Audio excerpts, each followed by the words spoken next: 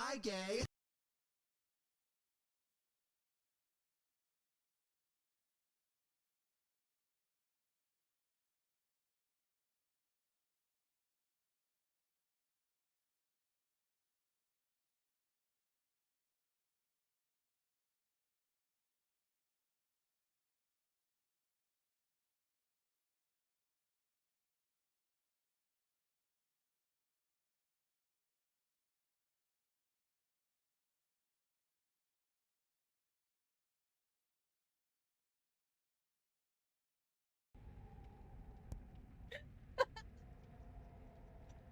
I don't know how long the timer was zeroed out. I'm not gonna lie. I was 100% jamming.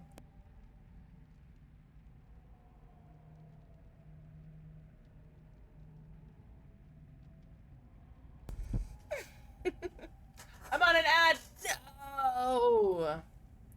We must free you from your prison. Let Smitty out of ad jail. That's okay. Hello, Booze and Ghouls. Hello to my ladies and men and non-binary friends. Ooh. Happy Friday. We are in for a treat today. We're doing a little killer game for some scary fun. I am no longer in an ad. Thank God you have been freed from your capitalist prison. Smitty, how are you? So I'm playing some killer games and I'm going to be doing some queer history and a little horror mixed in. We're gonna do a little mini interview with Chewunky. Chubu is a Twitter mutual. They're so cute, so sweet. We got a little mixy jam going on right now between the two of us, and it's so precious. There's a lot of Steven Universe and everything. So I'm gonna message them, let them know that I'm ready. Let me know. Yeah, yeah, yeah. I am ready, ready. We're gonna do some shared chat. Womp womp. Start sharing chat. The chat is shared. All right. And I am.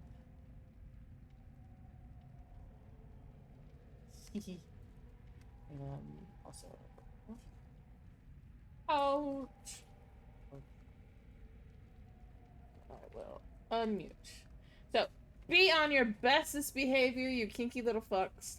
We are going to be sharing chat. Well, I was gonna see if you want to accompany the fog, but I guess not. I'm on my killer jam, Smitty. I'm on my killer jam. I want to play that one. Hi. Hello. Welcome. Hello. Hello. Hello, Fix Chat. I just told them all to be on their best behavior, or I'm gonna get them. I love that. I love that. So let me do our little introduction. Welcome in, ghouls, gays, theys, and fays to the Queer Screams. Tonight we're going and diving right into Haunted Crossroads, where LGBTQIA2S+ history and horror collide. From vampires as sapphic icons to slasher villains as coded queer outsiders. We're unpacking it all today, and of course, it's Halloween and LGBTQIA2S+ History Month, so what better time than today? We are here with the slay amazing Thickubus. OMG, hey! Thick, would you like to introduce yourself, your pronouns, what you like to be addressed as, and what you do for content? Yeah. Hello, my name is Thickubus. You can call me Thick or Mistress Thick. I am your favorite queer, non-binary, neurodivergent, monster fucker. Thank you for the license check. Internet and IRL mistress. My community focuses on BDSM education, mental health awareness, and body positivity. And I use they, she pronouns. Slay! I love that. I love that so much. Oh yeah. I love that. Mystic if you're nasty. Oh, yes. They call me Mrs. Bus in the street. I love that so much. Will you introduce yourself for my community? Of course, of course. If you don't know me, I am the funky yet chunky Chewunky. I usually play FPS games like Overwatch 2, Apex Legends, Valorant, Fortnite, Marvel Rivals, etc. I'm also partial to other They're games so like precious. Genshin Impact, Cocoon Kingdom, Cult of the Lamb, Dungeons and Dragons, and Pokemon. I'm also a pixel artist. I do pixel art, emotes, sub badges, overlays, etc. I am also the owner of V Chunky, a chunky and funky VTubing group made for those in marginalized communities. Hell yeah. Slay!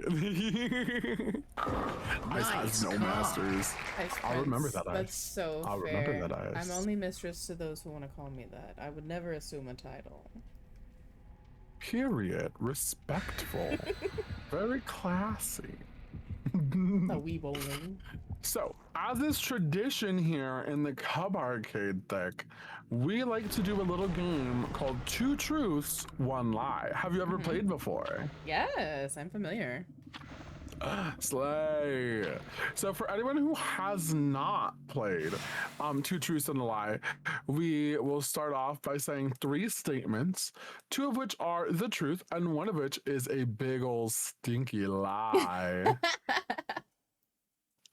Would you like to go first, Stick, or would you like me to go first? I will let the master of the house go first. Go for it, babe. Slay. All right, all right. Okay, chat. No cheating. No cheating. You've heard these before, okay? So, for my very first one, I was actually scouted for a D1 wrestling school / university in college. Oh my goodness, okay. For my second one, before I was a VTuber, I actually wanted to be a mortician / funeral director. Oh hell yeah. After life services are so cool. And then for my final one, my third little statement. Before becoming the online presence of Chunky as a VTuber, I actually had another online presence as a drag queen. Oh, okay. I'm going to say, oh gosh. I'm gonna say the second one is a lie, even though it would be really cool. They're all really cool. The mortician / funeral director. Yeah. I think that one's the lie. Yeah. Okay. I'll give a little bit of time, chat, if you want to try and guess. I'll give you about 10 seconds. I'll give you some 10 seconds so you are more than free to guess. A little reminder, the first one was that I was scouted for a D1 wrestling university. The second one is that I wanted to be a funeral director / mortician. And the third one was that before I became a VTuber, I was actually a drag queen. I feel like all of them could be possible though. Like they all make sense just like a little bit. Thank you. I wonder which one. Pika! Hi, Pika! No, don't be mad at me. Hello? Get down, Leon! Oh my goodness, yes. TwitchCon was so fun. I'm sad I didn't see you. I'm so sorry. Oh yeah, you went to TwitchCon. How was that? I'm so sad you didn't get the Iron Mouse. I was pissed. I was like, are you kidding me? It's in my spell. And then you were not the only one that happened to. It happened to so many people. And I'm like, damn. That's the roughest shit. Especially in the first year where she's an indie. No, literally. Totally never heard those ones before. Okay, Ice. So, the lie was that I was a drag queen. Damn it! I was not a drag queen. I love the art of drag. My model is actually based off of some drag queens that I adore, like Kimchi, Oh, Ellie love Miss Diamond. Kim. Love them. Trixie Mattel, Woo, big hot queen. pink. Love. But yeah, I was scouted for a demon wrestling university. I Okay. attended there, but I did not wrestle for them. Um, as our views did not align, quote unquote. It Mm. was a private Christian university. Oof. Um, but the person who they decided to put in front of me, like as the lead wrestler, um, I beat them like multiple times. Oh shit. And so I was like, okay, yeah, this totally isn't targeted or whatever. Damn. But it's okay. I was falling out of love with wrestling and I felt like I wanted to coach more, and then I went back to my old high school and I coached. I actually coached over there for a few years. So it was fun. It was fun. But yes, I also did want to become a mortician slash funeral director. Hell yes. It's not an easy trade to do, so more power to you for even considering. Oh yeah, 100%. I'm just like I don't. I do definitely think I could have. I do definitely think I could have. Um, I really wanted to go more towards like the business aspect of it as well, though. I wanted to own my own service where we would provide what are they called? Celebrations of lives. For Yeah. those more extravagant individuals, it was going to be called fantasy funerals. Fantasy And funerals. Oh my yes, we would put god. the fun in funeral. Sabalaba. We would do that, and then we would go and do primarily, you know, um, children's funerals, and those for the more like, you know, eclectic people like myself who are, you know, a lot more loving of Yeah. the crazy. Yeah. But yeah, those were our little things. Kiss? That is so cool. Oh my goodness. How about yourself, Dick? How about yourself? Oh my gosh, I feel like I should have thought more about these now that I've heard yours. Okay. So, my first one is, I used to own a 8-foot long python. I won't say what type. But I did have an 8-foot python. I used to have 3 snakes at one point, but this one was my big mama, 8 feet long. Okay. I once worked, I moonlit, I guess you could say, at a swingers bar. I'm not a swinger, but I did work at the swingers bar. And then the third one is I am currently a preschool teacher. Well, those are my 3. Ooh, okay. Hmm. I What do you think? What do you think? Me thinking. I'm thinking, chat. I want the snake to be true because I kind of want to see. I want to see the snake. I love I little wanna danger see the noodles. snake. I wanna show me the snake. I love snakes. I love little danger noodles. They're just little I think the puppies. Swingers Club is also very interesting, and I would love to hear a little backstory on that. The preschool teacher too. I mentioned working at a school, so I feel like either it was a little strategic for you not to answer if you also work in education, or I'm like, I don't know why I'm going to go. Maybe there's a trick here. Maybe it's not like exactly preschool teacher. Maybe it's like kinder, or maybe it's like preschool like assistant. I'm gonna go for the Oh, last one. I think maybe there's like a trick in one of these. I'm like the overthinker club 2000%. I dive so deep into these and I'm like, oh, and so I'm I'm gonna so go glad ahead. that I planned this out ahead of time in my brain. So you think the preschool teacher is the lie? Yes, I'm gonna lock in my answer. I'm gonna lock in my answer and I'm gonna say preschool teacher. Okay, okay, okay. So, the first one... Actually, no. How do I want to do this? Okay. The first truth is that I was a bartender at a swingers club. I feel like that just makes sense Okay. with me being a kinkster. Well, we are not the same. We do share, you know, the same neighborhood. Mm-hmm. But the second truth is that I am a preschool teacher.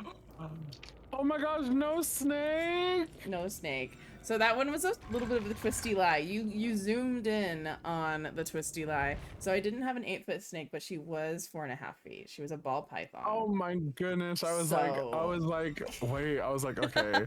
I was gonna say, because if you said ball, I was gonna be like 8 feet ball. mm-mm.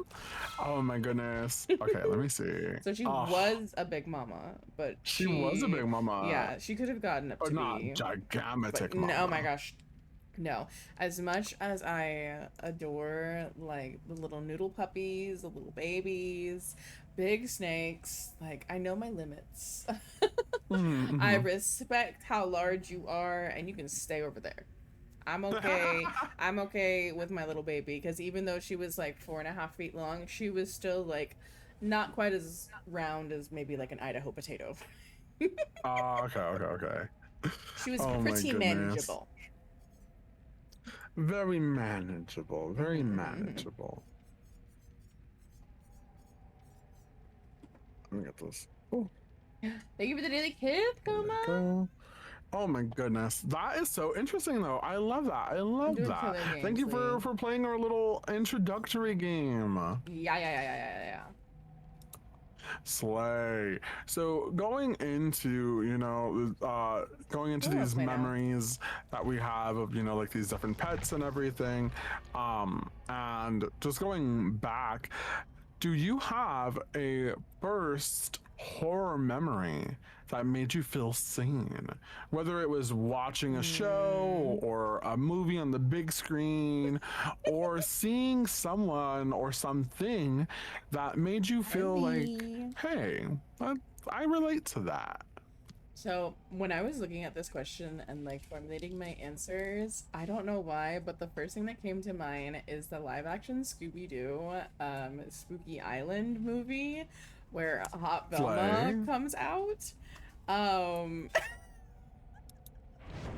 Yes, and iconic, iconic. I know now that like you don't have to be a hot girl just to, like take your glasses off. You can be the hot girl with glasses, but as a little baby queer, that was just like a very core memory for me.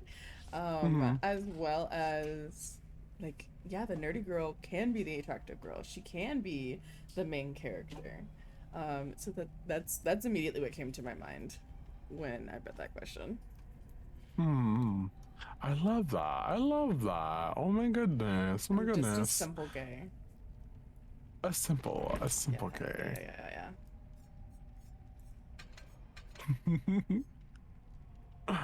Okay. For our next little question, who is your favorite horror icon? Oh, oh God. You know, I gotta give it to Hellraiser, but specifically, Hmm. oh, the lights are too dark now. Sorry, my husband's changing the lights in our room, and I'm like, why is there moonlighting all of a sudden? I've got to give it to Hellraiser. I have seen, and I do have an affection for the OG Pinhead, Hmm. but the newer Cenobites from like 2022.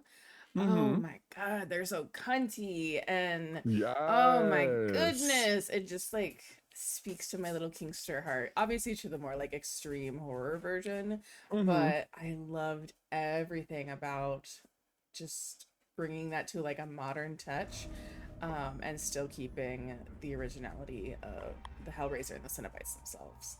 Like they are so iconic. Most people in Oh, horror, like 100%. everybody knows who Pinhead is. Everybody knows Hellraiser, and if they Mm-hmm. don't, like they would recognize it if they saw it. Exactly, exactly. I love that. I love that. There's a Cenobite player on TikTok, and they do box logic.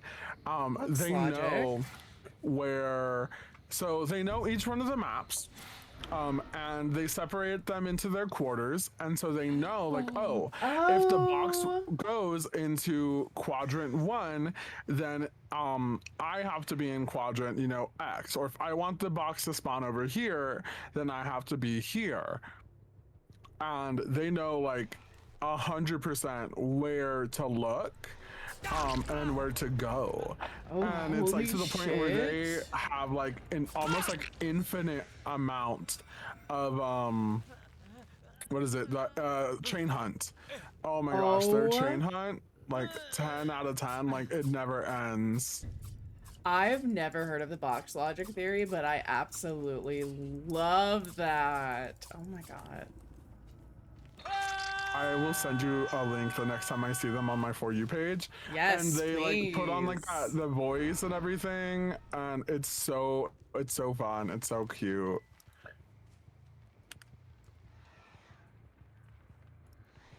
Speaking of the Cenobites, who would you categorize as the queerest horror icon? Oh, it's also gonna be the Cenobite. That man is a kinky fuck. Like Clive Barker knew what he was doing. Um Absolutely. That man is a gay icon. I guess my second one would be the Babadook. He's also our queer icon. Horror. Baba Duke, the God. Baba Duke. I love We love the Baba Duke. Yes, I love when queer culture like we just get some silly little guy um absorbed into like our realm and we're just like, yeah, this belongs to us now. This is our little man. It's Literally, just precious. literally. I think it's so funny though too that the reason the Babadook is queer icon is also because he was put there for Pride Month on accident, and we're just like, yup, Yes. We're like, that's our he is baby. ours now. And That's that, our baby now. yes, and that just goes to speak how welcoming the queer community has always been and Mm-hmm. will forever be. Like, for the people who, or the creatures, I guess, who don't have a home, they have a home with us. 100%. Exactly. 100%, 100%. Going to a little bit of roots of horror, do you know or are you familiar with what the Hays Code is? No, I don't know what that is. Yes. So, the Hays Code is a set of rules that was put by the government to kind of like, what do you call it? It was a set of established guidelines by the government to govern and the content that media portrayed from 1930 to 1968, almost 40 years. It also had Oh. a huge impact on how LGBTQIA plus characters were portrayed on screen. And that was one of the key features of the Hays Code is that it had a strict prohibition of any depiction of quote unquote sexual perversion in film. Oh my god. And so, although it did not explicitly mention LGBTQIA or homosexuality, filmmakers were forced to find subtle ways of including LGBT characters through what we now know as queer coding. And this Yeah. is where we get some of the first instances of queer coding in media. Oh, okay. Though we would see, a lot of these LGBT characters represented through a series of unfortunate negative stereotypes. Yeah, because for the longest time, it was always portrayed as, oh, being gay is bad, or the queer person in the horror movies, oh, they're gone first, they're dying first. And it's like, oh, we just Yeah. have no hope, I guess. Exactly, exactly. And so this really comes through when we're looking at a lot of different horror villains of the time. Also, if they were like even remotely tied to being queer in any way, shape, or form, it was a mandatory that they had to suffer in compensation for being in the film. So if they portrayed any sort What? of sexual perversion, something had to happen to them to make it show that, like, oh, well, they got killed, or oh, well, look, like they got made fun of, or you know, they were blah blah blah blah blah, they were X, Y, and Z. And that's why we have so many different negative stereotypes when it comes to these things, because in order to try and get some of the recognition of LGBT, indie, etc., some of the, oh man, brain, complete fart, holy shit. I'm with you, I'm with you. The red steering is attaching. I'm like, oh. Oh, but so in order to get the representation of queerness within these sources of media, unfortunately, we did have to go through this. Yeah, we had to suffer in essence. Oh my And gosh. so that's what the Hays Code is. And once it was lifted in the 1970s, 1969, nice. That's when we started getting a lot of these, you know, raunchier films. So if we look Camp at, horror. you know, the 1970s, you know, films, especially within horror, we can see a lot of that influence where they were like, oh my god, I can put boobs. I can put boobs on. I can finally put boobs on the screen, so we get stuff like Dawn of the Dead, Yeah. Carrie, Halloween, Alien. Oh, Like God, yeah. a lot of these movies are super. You know, they have parts in them where you're like, why do they look like that? Yeah.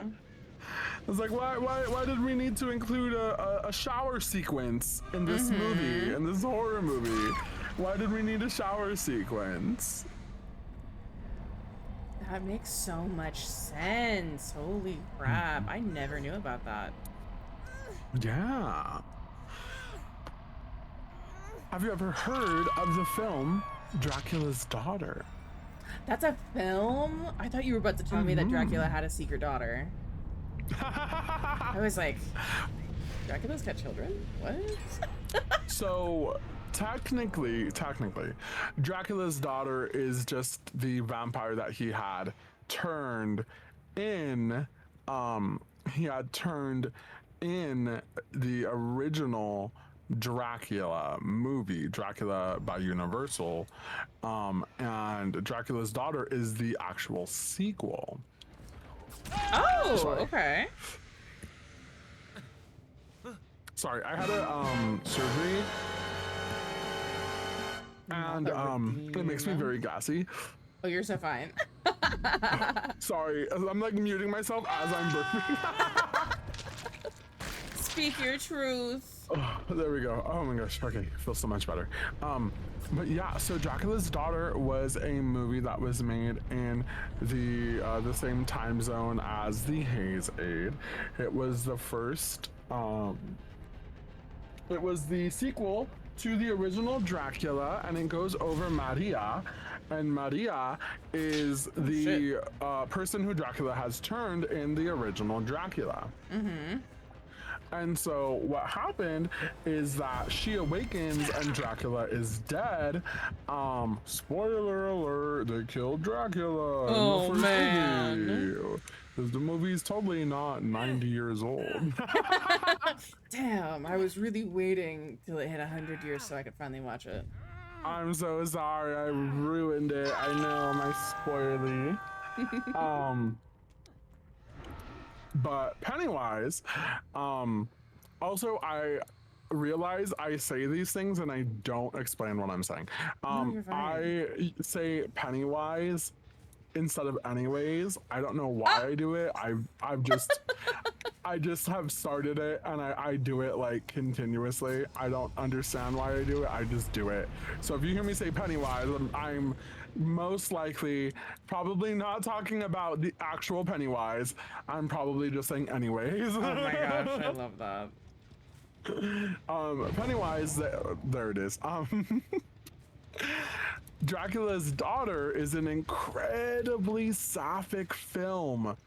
Like, so sapphic, in fact, that people were a little, they were a little concerned with it. One of the motifs that would actually happen is Maria would actually take off her wedding band when she would look at the woman she was pursuing. Oh, okay. So she would take off her wedding band and then she would look, and it's supposed to be scary, right? It's supposed to be like, ooh, spooky, scary. She's going after this woman. Oh my goodness. But in all reality, it was lesbian. It's all holy hell. Like, holy shit. The scary part was that she was homosexual. Exactly. She would take her ring off and she would stare at this woman and she would like lust after this woman, like licking her lips, looking like she wants her so bad. Oh my goodness. She was also portrayed like very masculinely. So she looked like pretty butch, pretty masculine, you know, and it's like, oh, okay, we see you, Miss Maria. We see you. I'm like, okay, alrighty then. You know, you do you, Miss Maria. Are you aware of the queerness within the original Frankenstein? No. Oh my goodness! I love how you're just dropping facts on me. You're welcome. I'm giving you this so that we know our history, our horror history, and our queer history. Yes, it's all one. All together. So, have you ever read Frankenstein, the book? God, I feel like I was made to in school, but I can't tell you. I cannot confirm or deny, but it feels like it was required reading. It is required reading.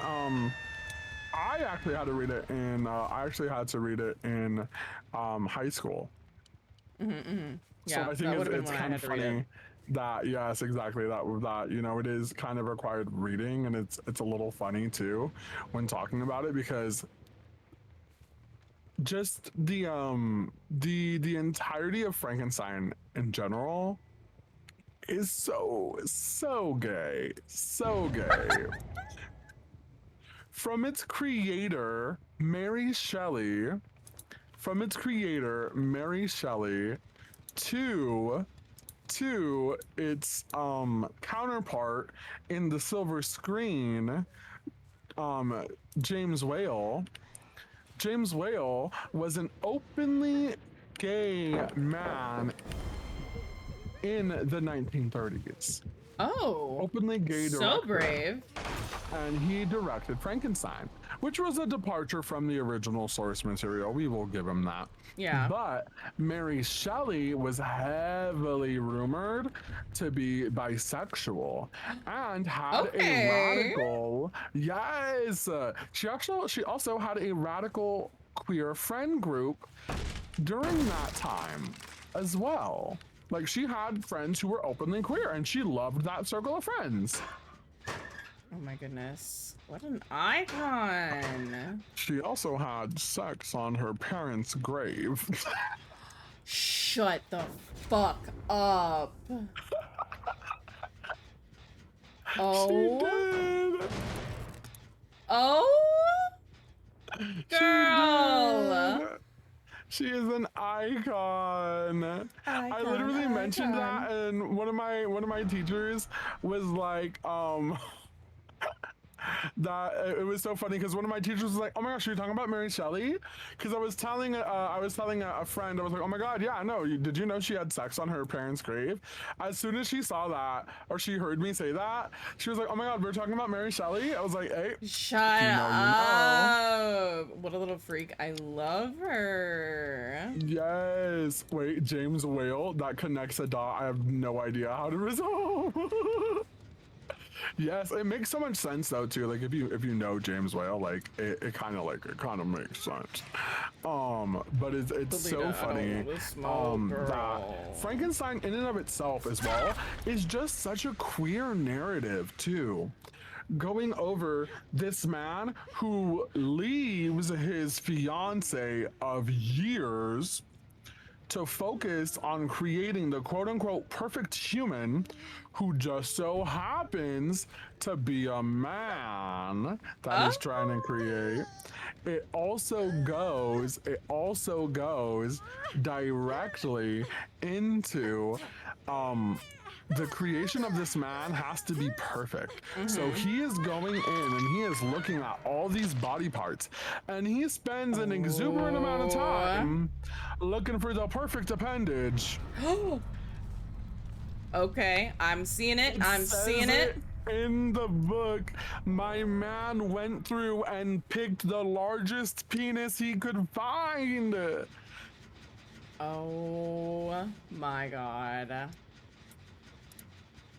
Literally so funny, so iconic, and also like genuinely kind of hilarious too.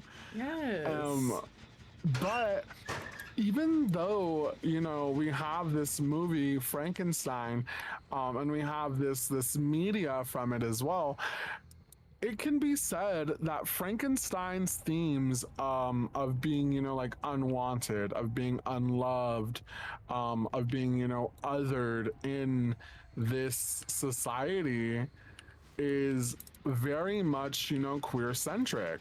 Absolutely. That's like literally it sounds very close to any queer story you will ever hear about someone's life.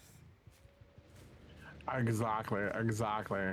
And it's definitely something that a lot of queer people have connected to, not just with, you know, authors like Mary Shelley, but just in general, so many of these, you know, different groups of individuals we really connect with because we go through our lives as queer people feeling othered, feeling ostracized, feeling like, you know, people are always going to think we're different, and that means that we have to change from them. Yep. And it's like Really? Girl, you had it's me really going. I love really that. hard to You did explain good. Girl, you when we ran go me. into it, because when we're thinking about these different things it can get really hard, You fucking G's. especially talking about different subjects like being queer and, you know, being different. And Mm-hmm. with Frankenstein's case, right? Frankenstein's creation, which is the monster that we all know, is seen as a monster, is abandoned by its creator, you Yes. know, abandoned by its god, if you will, you know, for those who Yeah. may be religious. Like, that's something that so many individuals can't even fathom. Oh my goodness. I love all that. Holy shit. Hmm. I Well, was like, thank "Hi, you, Donna, Kalita. welcome in." Oh, it looks like you I'm did just being so silly. slay at DBD. Oh Let's my god, go. I was playing Ghostface and getting. I only brought Mad Grit. I am not Oh, playing, so okay, I am not serious. Miss Salita, she ate me up though. She gave me the spins around this TNL wall. okay. But yeah, that's, you know, that's one of the things I love about queerness and about history and different, you know, movies and media, is that there's so many different themes that when we look at them individually, you're like, oh, like that's not, you know, inherently queer, Mm-hmm. but seeing them all together really goes hand ham. Especially when you find those hallmarks that you can identify in a queer person's life story and how that translates into media, whether that be books, TV, movies. Like, those are the things that, you know, draw the queer community to support those things because it speaks to us and it becomes part of like queer literacy. I'm so Exactly, stressed. Girl, I exactly. was stressed. For anyone just joining us, we're talking GG's. about queer history for LGBT here, Cold for Harbor LGBT History Killer. Month, and horror, as horror and queerness are go hand in hand. Oh, I'm gonna play a clown game. For our next question, going from movies like Dracula's Daughter to Frankenstein, going back now to vampires, do you know what vampires are said to represent within queerness and in horror? Oh, what are vampires said to represent? So vampires are said to represent repressed sexuality, specifically within queerness. Stop, because my instant thought was like, I don't know, the mean twinks that I meet at the bar. But I like your answer so much more. It is makes so I much love more that though. sense. Wait, that's so funny. The mean gays that I meet when I The go mean clubbing. twigs I go clubbing. Oh my gosh. Everybody knows a mean twink, and if you're I'm on now there, just going. That's how I'm going to classify people now. I'm gonna be like, you're the mean twink at the bar, aren't you? everybody knows a mean twink, and when you're friends with a mean twink, it's fine. But if you're not, girl, you're gonna be crying in the club. I swear to God. Holy No, shit. for real, for real. So one of the examples I like to give, especially for this, this little portion, is funnily enough, from the movie Twilight.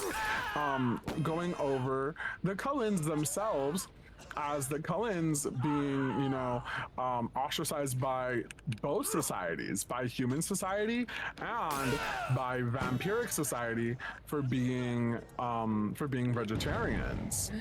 And it's like they are not only othered in the way where we see them as monsters, which, fun fact, if you didn't know, Twilight actually is one of the very first vampire movies where vampires are not necessarily depicted as monsters, but as love interests.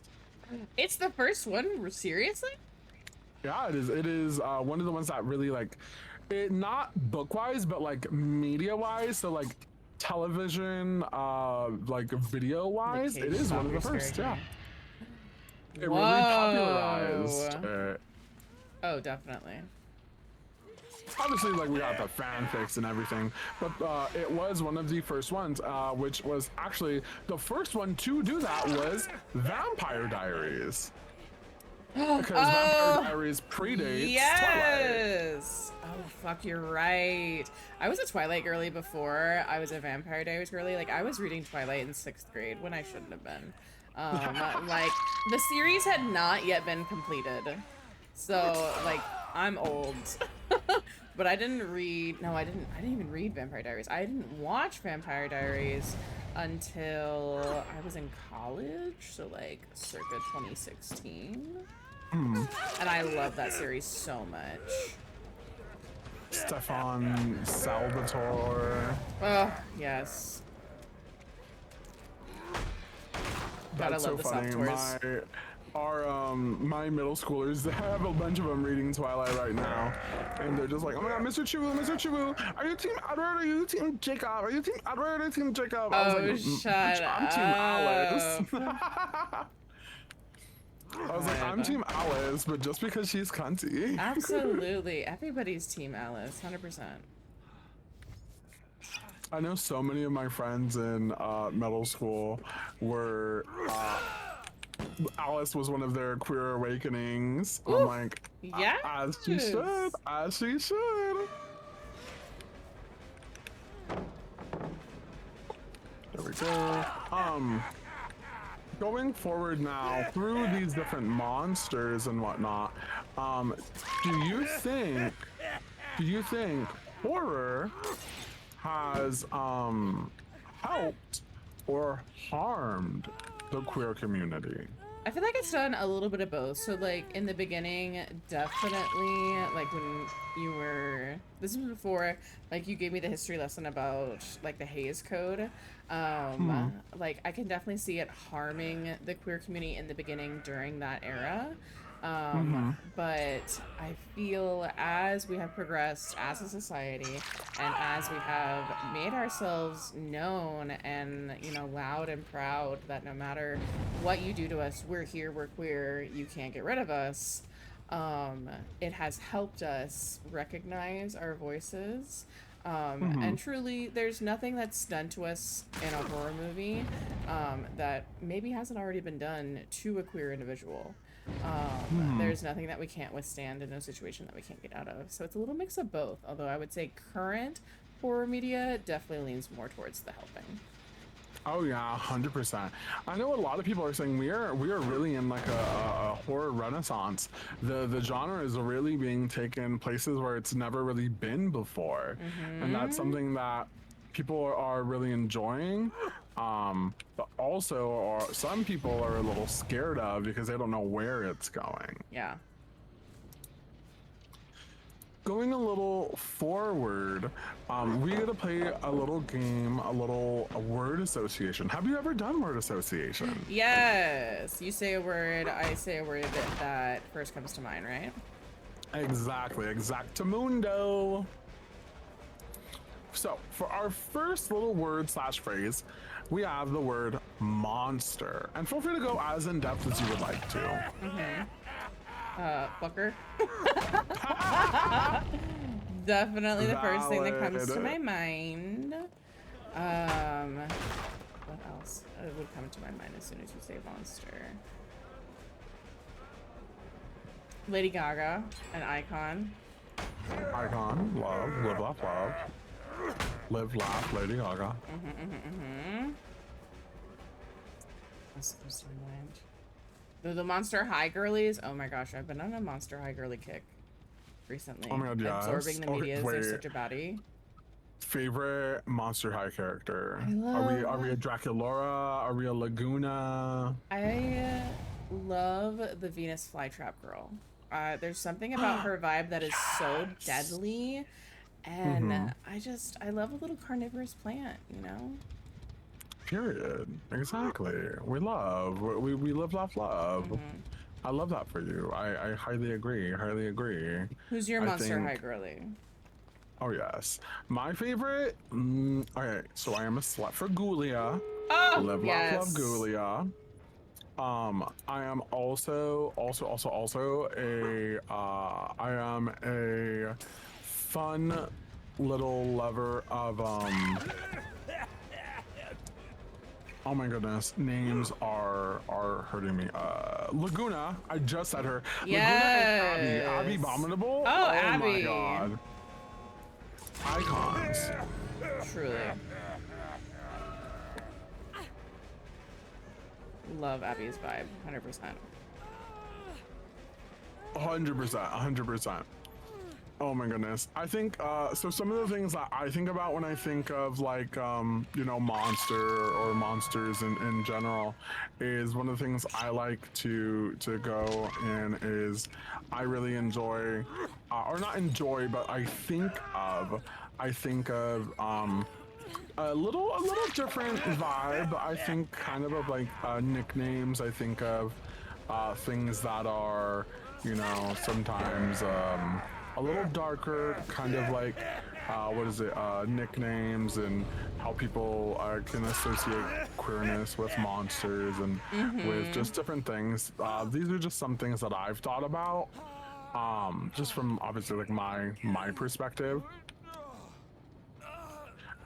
And then another one that I think of especially when I think about, differences in queerness and monsters, monstrosities, etc., is I also think of otherness and being lonely. Yes, absolutely. For our next little phrase, we have the term horror fandom. horror fandom, toxic. Mhm. And that's just how I associate. That's just how I associate like any fandom. Truly, like you can be fans, you can like media, but I don't know. It's like as soon as you identify that you are in a fandom, you just get a little toxic. Mhm. I definitely see that. I can definitely see Extremists. that. Ooh, okay, yeah, yeah.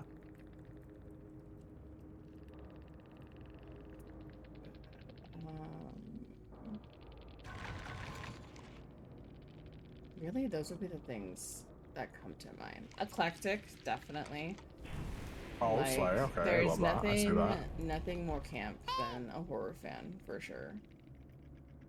Oh yeah, 100%. Speaking of camp, our next little Mm-hmm. phrase is actually camp horror. Yes! Dracula, baby. The Blu-ray Brothers. Yes. Hellraiser. All that. 100%. 100%. Yes, yes, yes, yes, yes. Oh my goodness. Are you watching the new season of Dracula? I'm so behind. So, I have only watched season. I think I've only seen season one, the one where a drag king, because a drag king won season one, if I remember. Landon Cider, if I remember correctly. Landon was season, Or I is that believe season season two? 3. Oh, okay. I've watched more than I thought then. Wow, that's the only one that I remember completing though. Because I distinctly remember a drag king winning, and Hmm. I know of girlies who are in the like drag race series, and like I know snippets of information, but I would much rather prefer to sit down and watch Dracula, Hmm. um, versus Drag Race, and I feel like that makes me a weirdo. But I love like there is just something about combining the elements of horror and camp and drag, like that pushes the envelope in a way that is far more entertaining to me than a regular drag show. Not to say that they aren't campy and they can't push the boundaries, but adding in just like that little extra element really just seals the deal for me, and I truly Hmm. never know what to expect from them. And the options are just endless for what they can think of. It's fantastic. 100%, 100%. I definitely agree. I think some of my favorite drag artists come from Dragula, come from, the othering, So hot. or not really the othering, but the differentness that comes with drag, because it stems from a place of, I don't want to say like, I don't want to straight up just say like originality, but I feel like Mm-hmm. a lot of the things we see in Dragula are completely different from any other franchise, especially when we're Yes. thinking about like, when we're thinking about differences like within Dragula and RuPaul's Drag Race. Definitely some differences to be seen and to be made, especially when we're talking about just like the art made in general, right? Like, Mm-hmm. obviously, both have their place, both have valid forms of art, as the Boulet brothers like to say. Drag is art, and art is subjective, and this is just Mm-hmm. how they really, go through and judge, the drag as it pertains to the challenge. Yes. God. And that was my first introduction to that type of drag. Like I'd already been a big Hmm. fan, and for some reason, it just had never clicked in my brain that yeah, you could mix horror and drag. And so I was just flabbergasted, and I fell in love with the Boulet Brothers style. And I love that they match for every single episode, and they are so out there. I felt so seen for some reason, and Yes, I a hundred just percent. like as a little queer who also very much loves horror, and I'm a kinky fuck. Like it felt really good, and I loved the fact that they had drag kings. I hadn't seen drag kings in a mixed competition with drag queens literally anywhere. Hmm. So yeah. 100%. And I also want to say that, like, also with, drag being as versatile as a art form as it is, we've had so many drag kings, especially in history. And for them to, not get the spotlight as well is honestly kind of crazy. Yeah, It's kind of crazy banana bonkers because when you think about it, they've been here just as long as drag queens. Um, absolutely. and then also our non-binary drag thing and drag monster performers too, like Oh my they gosh. deserve the love as well. Yes, the drag monsters. Oh, I love it so much. Going a little bit forward, we have so we did finish the little word association, but now we're going into another section which is going through queerness and queer allegories. Mm-hmm. Have you ever thought about how queerness and horror parallel the real world? Yes. Yeah. I kind of like referenced it earlier, but like there's nothing in a horror movie that may not have already happened to a queer individual. Like Mm-hmm. they have been one of the minority groups that have been in any point in history, they have been subjected to true horrors, truly because of the way they want to love. Mm-hmm. And that is the saddest thing in the world. And Mm-hmm. some of them just get so hurt and beaten and killed and tortured and put on display, and yeah, those things can happen in a horror movie, in a horror TV show. um Maybe Winnie the Pooh is not going to stalk an IRL queer person, but they have been stalked by a crazy man or a crazy Mm-hmm. individual, um and it has resulted in a loss of life. Like that is a very real thing, and it's very sad. But being able to see and identify and acknowledge those things, is really important, I think, in the media that we consume. Mm-hmm.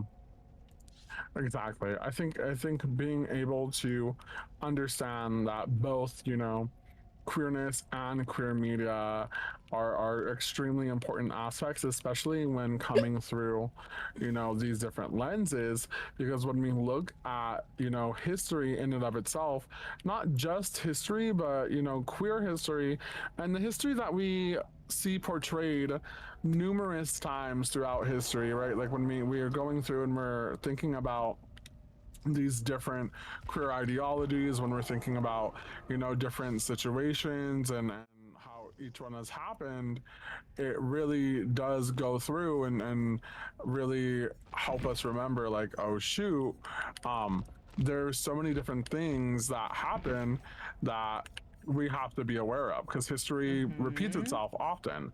And a lot of Absolutely. people like to say you can really predict the future by just Looking at the understanding history. past. Mm-hmm. Yes. And that is never a more relevant saying than nowadays. Like, Exactly.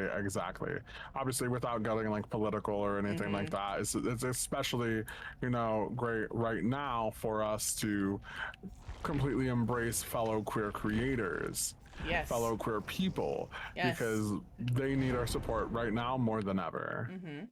And be able to recognize that some of us have the privilege of being white passing or in Mm-hmm. heteronormative looking relationships, or in states and places where, right now it is legal and accepted for us to be married, or we have those safe spaces and supports, but that's not the case for everybody. And if we don't use our voices to lift up those who are being overseen or just ignored, eventually there's not going to be anybody left to fight for us if it Mm-hmm. gets down to it. Exactly. If it. I feel like that's something that is very very important, especially when we're talking about just especially right now, like this day and age.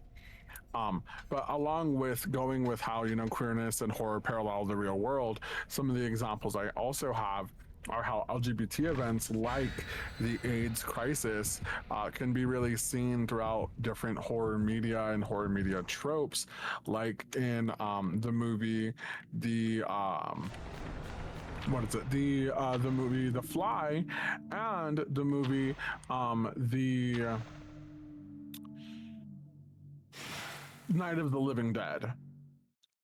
We see this happening a lot, and these movies, one, The Fly, being a huge allegory for a lot of trans individuals, seeing themselves go through this sort of like dysphoric change in their body that they can't really do anything about, and then also symbolizing a lot of what happened with AIDS victims, seeing themselves go through this. There's nothing they can really do. They're going through a sickness. They're going through something that, at the time could not be prevented, couldn't be reversed. It was something that wasn't able to be fixed, and they were just going through it, and they felt like monsters themselves. Yes, because they were ostracized from within their own community, and it's just heartbreaking.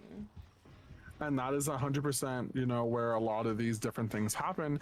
And queer folks latch on to these things.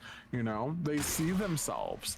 I mean, I don't personally, IMO, I don't think I would be someone who would be able to connect with a horror film like that, going through something like that. I feel like that would make me feel like even more ashamed. But some people were able to connect with them, and it helped them. It helped them survive because they were able to see something like themselves. Yeah.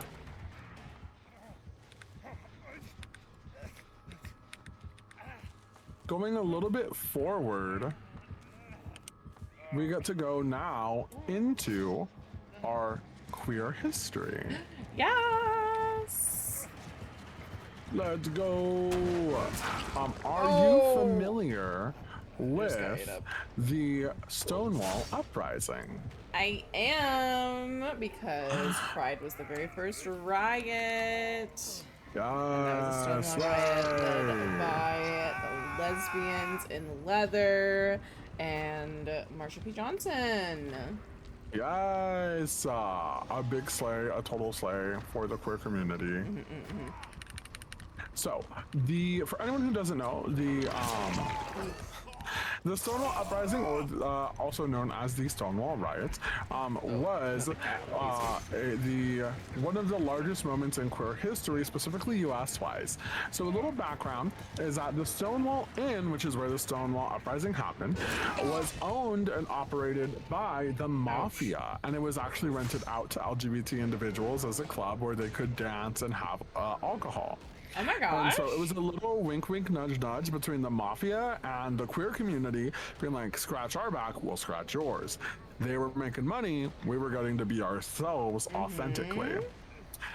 It was also a place where cops would actually go to accept bribes. So they would go and they'd be like, hey, I don't see anything, where's my money?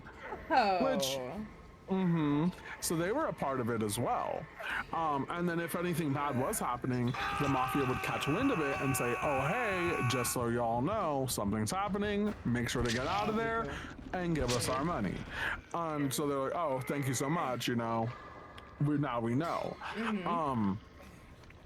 So Stonewall was not the first uprising. It wasn't the first time queer people would fight back. It wasn't the first time that, queer people would even go so far as to, have one of these uprisings. There were numerous ones in the past that happened previous to Stonewall. But Stonewall is important because of its subsequent annual Pride traditions and because of the mass media coverage that happened because of Stonewall. So during that time frame, when Stonewall was happening, we were actually gaining a lot of like smaller municipal support from different communities, and we were gaining, like a small title here, marriage equality here, stuff like that within like different, regions, and it was going good for the queer community. Historians have noted that if the AIDS epidemic had not happened, we may have seen queer marriage equality a lot sooner than we actually did. Absolutely. And so a lot of politicians and police actually caught wind of this, and they were getting scared. They didn't want queer folks to have the rights that they have now, and so what they did was they started to go ham, and they would go in. So first they started off with just, you know, their regular going after queer people. Then it evolved into entrapment, where these queer people were now getting entrapped by police. Police would go to queer clubs, they would dance, they would, you know, flirt with these people, they would do X, Y, and Z. They would take them into the restroom, primarily drag queens, trans individuals, gender nonconforming, and if you were wearing clothes that did not match what gender you were assigned at birth, and they took you into the bathroom, and when the pants went down, if they saw that the genitalia did not match, you were arrested for female impersonation. What? And then when they had enough of that, they then decided to go to Stonewall, and this is where it all happens, is they decide to go, they basically say, every single one of you in here, whether you are gay or not, you are arrested for homosexuality, as homosexuality was still, you know, illegal during the time. And so what happened was, as police were forcing their way in, using brutality.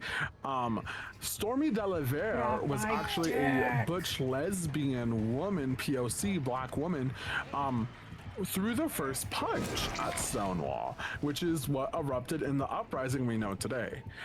And so the reason I say Stonewall uprisings versus Stonewall riots is because the people who are still alive from when Stonewall had happened in the past often use the term uprising, as historians have noted that many of them say that it wasn't necessarily a riot. They were not rioting, and the word riot has a negative connotation. So it was one of those things where it was portrayed in the media as something else. Exactly. And so there can be like a lot of misinformation when it comes to Stonewall, when people are going on, and you know, there are some people who are like, oh my god, people died. Nobody died at Stonewall. People believe there's like an actual brick somewhere. There's not like an actual brick that was thrown.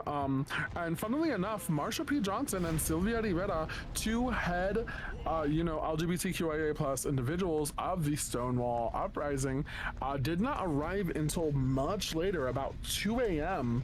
of when the uprising was happening. The uprising also took 6 days. It was not a one and done. Yeah, it was like multiple happening riots. over 6 days. That's yeah, right. it was multiple different times that it happened, and also, the term riot has a negative connotation given to it by police, so they could try and upplay how, look at these dangerous individuals, you know, they're hurting our society, blah, blah, blah, blah, blah, blah, blah, you know, all this different stuff that the queer folks are trying to, you know, harm us, and look at, they're going after us, and this, and that. The queers are gonna get us. Exactly. And that is a little bit about the Stonewall uprising. And it is very important to note that though the Stonewall uprising did have a positive effect for the queer community at that moment, if Stonewall really had an impact against, you know, like societal means, unfortunately, it was really only for white, cis, queer individuals, as POC and gender nonconforming individuals never really had the option to hide who they were. Yeah, because they were already on the outskirts because they were a minority. Exactly. Do you know what the Lavender Scare was? It felt very familiar, hearing it and reading, but I could not place where in my brain what it was. So the Lavender Scare is actually a term that comes from the time period of the Red Scare. Okay. And so what happened was the government noticed that during this time, there was a lot of queer folks, especially in government. And like I said, they did not like that we had such a large presence in government. And so what they did was they basically said, if you are queer, you cannot have a job in government, and you are going to be essentially, your job is going to be, what is it, not expedited, but Considered like executed. non-essential? Oh, okay. Yeah, Okay, okay, yeah. okay. So they were essentially just saying, you know what, we think the queers are weak, and this is also where one of the biggest misconceptions that queer people are weak comes from, because they put that in the mind of so many different individuals that queer folk are, they're this weak people, there's these weak individuals, and we can't trust them. And if they get caught by the Communist Party, they're going to give away all of our secrets, all of our governmental secrets. And so this is where a lot of the harmful stereotypes come from, that queer people are weak and that we can't hold a secret and we can't blah, blah, blah, blah, blah. That's where a lot of it comes from, is from this time period. Whoa! I thought it was gonna be in reference to like lavender marriage.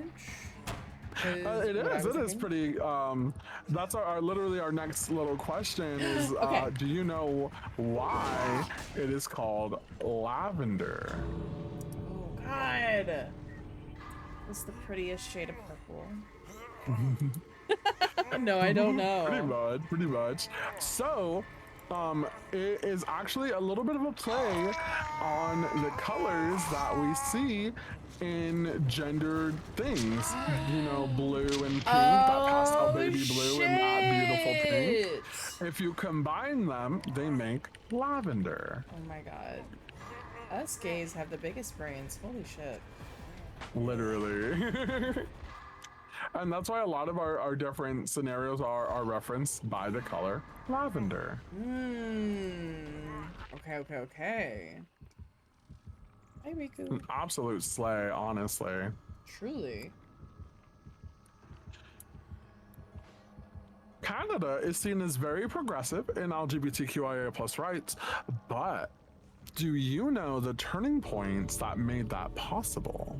I know nothing about Canada, so I know nothing, but I am all for listening. Slay. So, be free, Yui. Oh, excuse me. In 1969, the same year as Stonewall, homosexuality was actually decriminalized in Canada, by their I forget what the Canadian person is called, the Chancellor or something like that. I'm not trying to sound like uneducated. I just completely forget what they're called. Oh my god, that's gonna bug me. But Pennywise, they Pierre Trudeau basically said like, the bedrooms of our nations have no, or there's no place for the state in the bedrooms of the nation. That's what they said. Oh, yes. Okay. However, equality was not immediate, as there was a lot of discrimination. But the real turning point would actually happen in 1981, when there would be the Toronto bathhouse raids, also known as Operation Soap. Have you ever heard of Operation Soap? No. So, Operation Soap happened when police were basically, going really, really hard after the LGBT community, and they went after the bathhouses in Toronto, which were heavy, heavy queer spaces. And so what they did was they did a large mass attack on these raids, or large mass raids on these individuals on these different, places in Toronto, and what they said was essentially, if you went into these bathhouses, you were essentially a part of oh, geez, what do they call it? Be like guilty Oh by god, it's on the tip of my association. tongue. Not guilty by association, but you were a part of a brothel, a body shop. Oh, That's okay. what they called them. That's what they were essentially calling bathhouse. That they were brothels. Okay. And thankfully, uh there was over 300 men, by the way, that were arrested by these police. They did a joint attack on numerous, I want to say several bathhouses at the time. They did it all at the same time, so nobody could alert one or the other. They arrested over 300 men with over 200 plus officers at each one, so then they could go ahead and take these men out. They would go so far as to try and bring out these men while they were naked, to not only get them with that, but also to say that they were also public indecency. Whoa! So they were intentionally bringing them out like that to get them for something else entirely. Oh my god, the cats. Exactly. My cat's going crazy. You need to chill out. Why is it always mommy streams? Do you know when Canada legalized same-sex marriage? I feel like it might have been before the US did. I'm gonna say like 2002. Very close, actually, very, very close. It actually happened 2005. Damn it! You were so close. That was a really good guess, though, actually. It couldn't have been. I knew that it couldn't have been the 90s because ain't no way. But early Yeah, 2000s, unfortunately. Unfortunate, but yes, early 2000s. I was very, very happy to hear that as well, though. It's like, oh yeah, yeah, good because I job, feel Canada. like in the early days, back when it wasn't nationally recognized, it was recognized by state, and so there was always the thing of like, oh, you can go to Vermont or you can go to Canada to get married. I feel like that was always one of the options that were presented to same-sex couples. Exactly. Calculator, please don't lay on the keyboard. Going forward now towards UK history, UK queer history, are you aware of what the LGSM was? I was gonna make a gay joke, but no. I'm running my ass off from this goddamn pyramid head, and I'm like, think of something silly. God. No, but what is the LGSM? So the LGSM is the Lesbians and Gays Support the Minors. Minors, M-I-N-E-R-S, not O-R-S. Fuck them kids. Stop! I was gonna be like, oh, the gay youth. And then I was like, wait. The minors? The Minors! Oh my god. The Mets, baby, yeah, the Mets! The Mets! What were the minors doing? Thank you so much for the follow. So the miners were actually on strike in the UK. Oh. And they actually, they were on strike for a while, and so they were not getting paid, for like a very long time. I want to say it was almost like years. And so the LGBT community actually supported the minors, which really showed that a lot of this the differences between these communities wasn't really all that much. There wasn't very much difference in these, and that would actually go on later Is to this not the showcase same that period the again? miners would actually go and show their solidarity and support the LGBT community. Okay. Wow, what an They unlikely raised, I want alliance. to say, over $20,000. Whoa.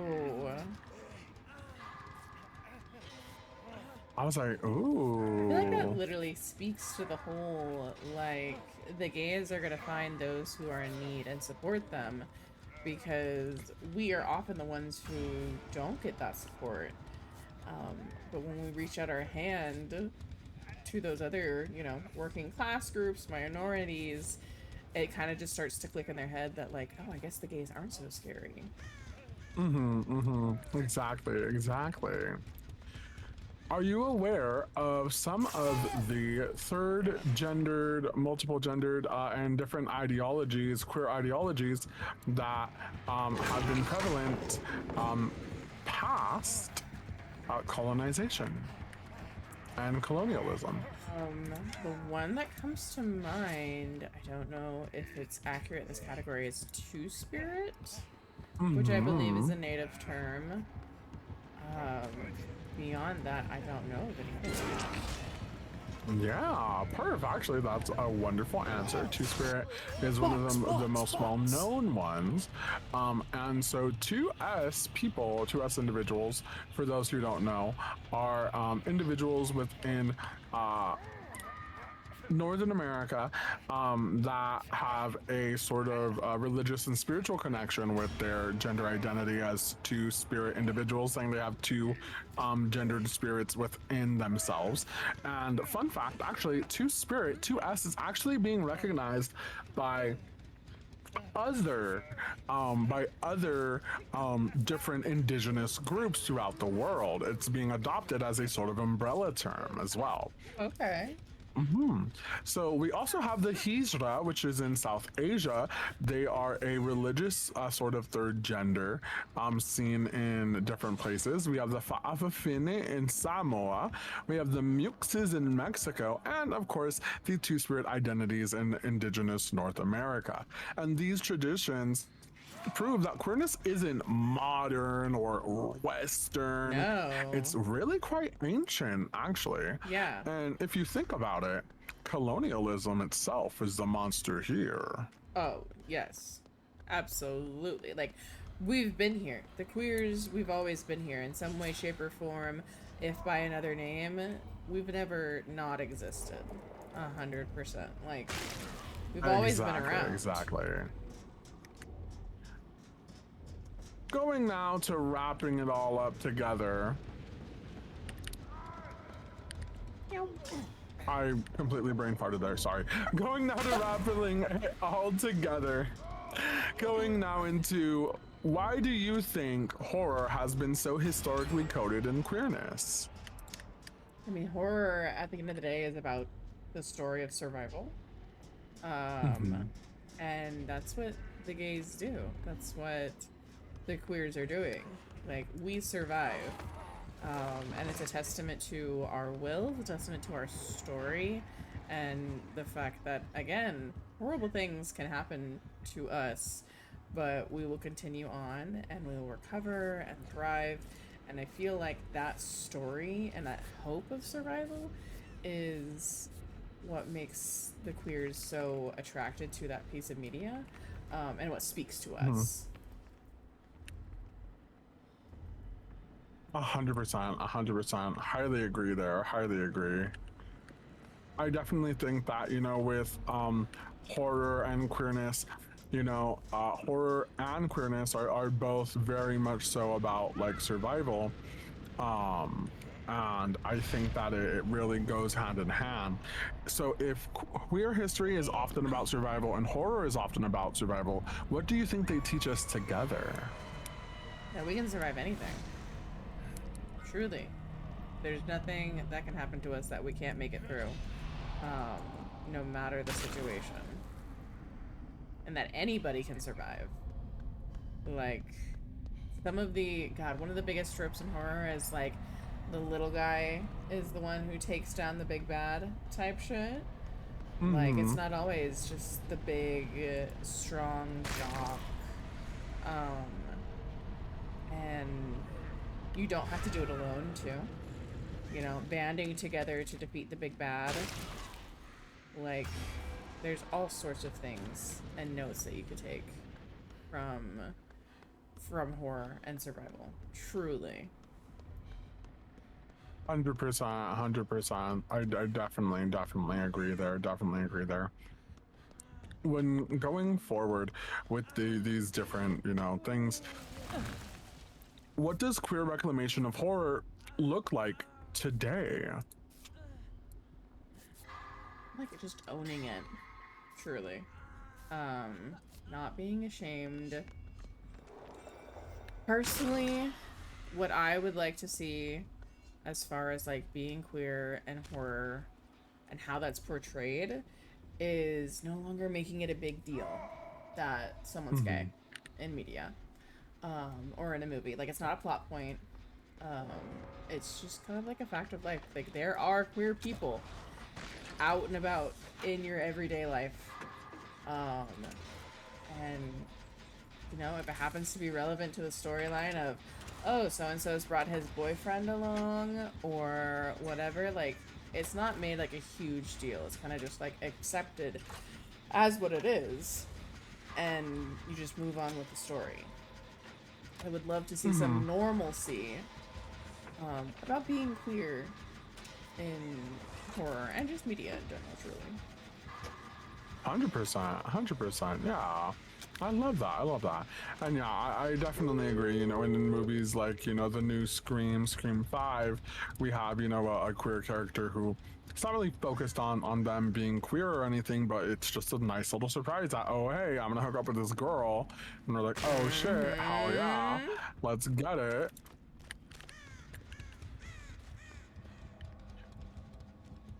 Going forward, who are some queer creators in media that you can think about when you think about queer horror? I think about clear. Clive Barker, again, bouncing Ooh, it okay, back okay. to Hellraiser. Mm-hmm. 100%. Um, the one that stuck out to me, and like it feels contradictory because they haven't made a horror film yet, but the Wachowski sisters Mm-hmm. are a pair of directors who are trans women, and they do a lot of sci-fi media, which I Mm. feel is like the cousin of horror, depending on like what's going on, as far as like in the show or the movie or whatever. They do a lot of really great directing. Oh, I just got my ass ate by this pyramid head. And I feel like when they finally do come to a point where they can make a horror film together, it's just going to be so queer and glorious, and I'm very excited for that. Definitely the Boulay brothers, my 100%, kings. 100%. Absolutely. Um, yeah, those would be the ones that like come to mind, truly. 100%, 100%, 100%. Are there any horror creators that you look up to? Horror creators. I feel like I surround myself with horror creators, truly. Like, Mm-hmm. with me being, like, I got my start in streaming as a DVD gamer, Mm-hmm. which is a horror game, and that's kind of the media that I surround myself with in general. Um, like, all my friends are into horror. All the creators that I know are into horror, and that's just what they do. Um, all of them, all my friends. I feel like it's a cop out answer, but that's what feels accurate. That's valid. That's so valid, honestly. Vivian Banshee. Girl.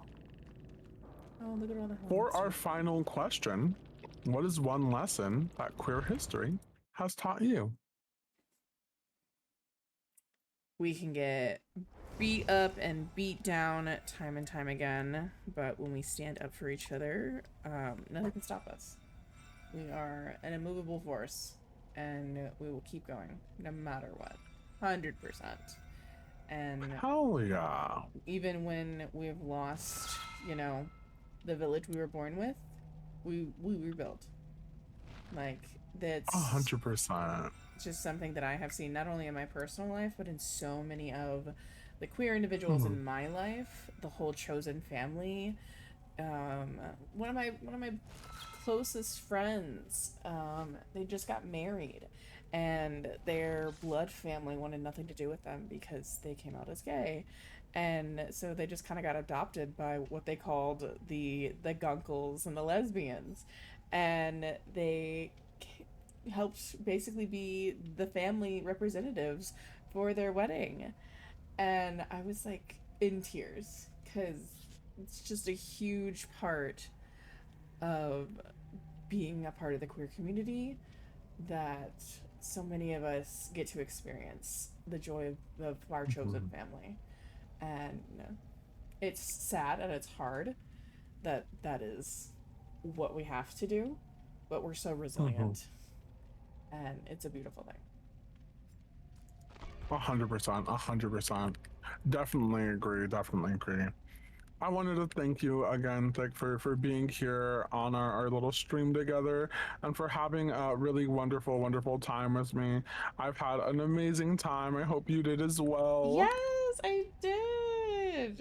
It was awesome. And I feel my brain is swollen with all of the information and knowledge. Yes. Like, I All the love it. knowledge. I'm so glad. I'm so glad.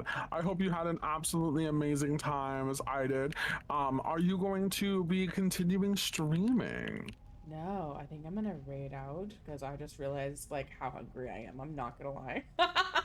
Mood, so valid, so valid, so valid. Are you gonna keep I streaming? completely understand. I think I am also going to be rating out too. Say, I can we would raid like someone to offer together? you if you yup Yes. exactamundo, if you have anyone who you would like to for us to raid, Ooh, you are okay. also more than free to let us know and I will do my best. We can go and raid them together. All I ask is that they be queer for LGBT history Mm-hmm, month. mm-hmm, mm-hmm. Let me see. Have you ever used the peer-to-peer list resource? I have not. Oh my gosh, I feel like an old head because I think this came out. I think this came out when I first started streaming, and it is a queer streaming resource. It was taken over, I want to say, a year or two ago by Trans Lifeline, Oh, um, slay. which I didn't know, and I thought that was the coolest thing.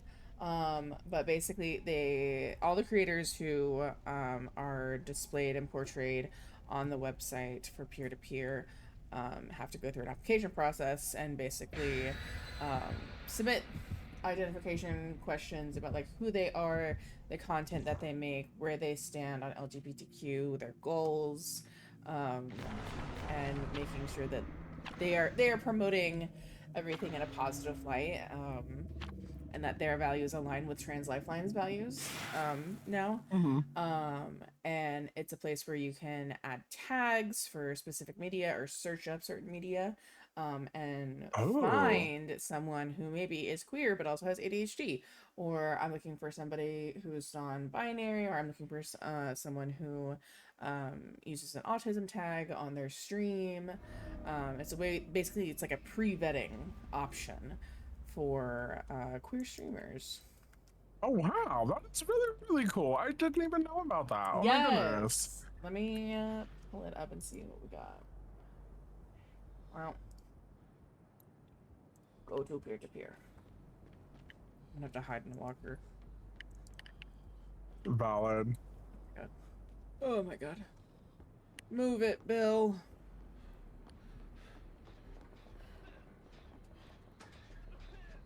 Okay, so let's look at peer to peer. We can definitely look. I'm sorry, I'm like in the middle of a boss fight and I'm like, oh my gosh, come on. Let's see. Oh, I wonder if I can search up horror.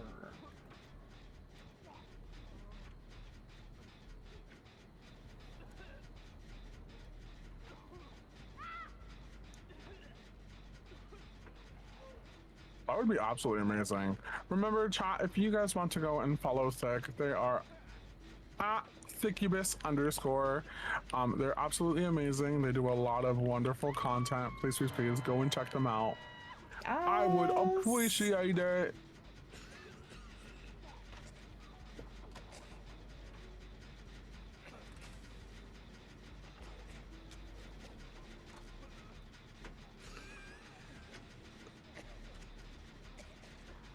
Let me check out this person.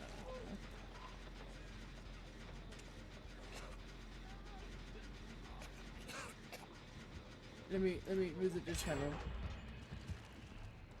Oh my god, I keep tapping out. Please do not.